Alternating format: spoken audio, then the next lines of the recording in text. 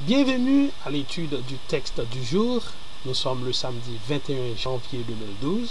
Avec vous, votre serviteur, linguiste Donny Sanon.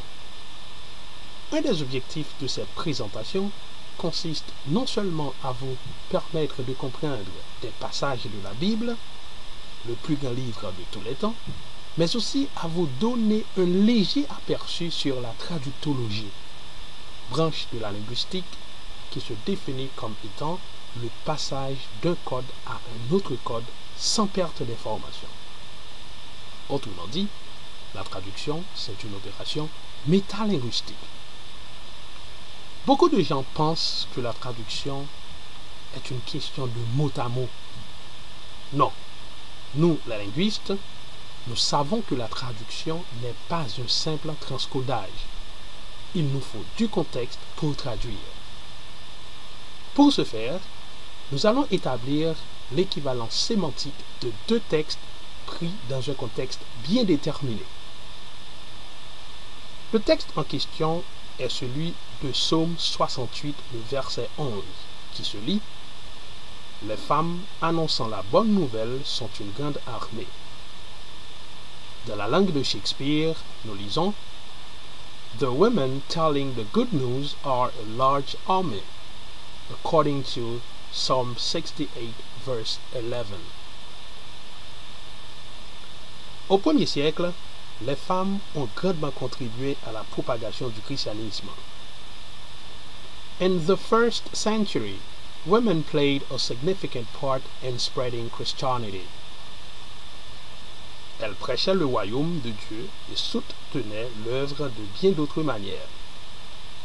They preached to others about God's kingdom and did things related to that preaching work.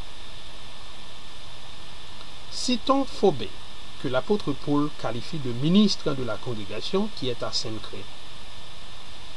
For example, the apostle Paul called Phobé a minister of the congregation that is in Cenchréa. Parmi les chrétiens avec qui il a eu l'occasion de collaborer, Paul fait mention de femmes fidèles. Il adresse ses salutations entre autres à Tryphène et Tryphose, femmes qui travaillent dur dans le Seigneur. And in sending greetings to fellow workers, Paul mentioned a number of faithful women, including Tryphena and Tryphosa, women who are working hard in the Lord. Paul évoque aussi Persie, notre bien-aimée, car elle a accompli beaucoup de durs travaux dans le Seigneur.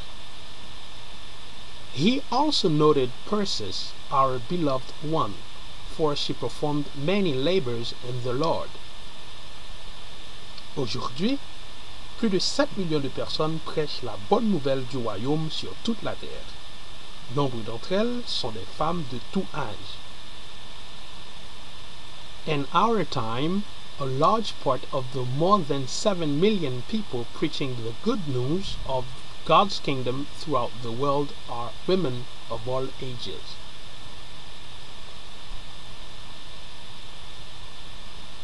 Beaucoup sont pionnières, missionnaires ou béthélites.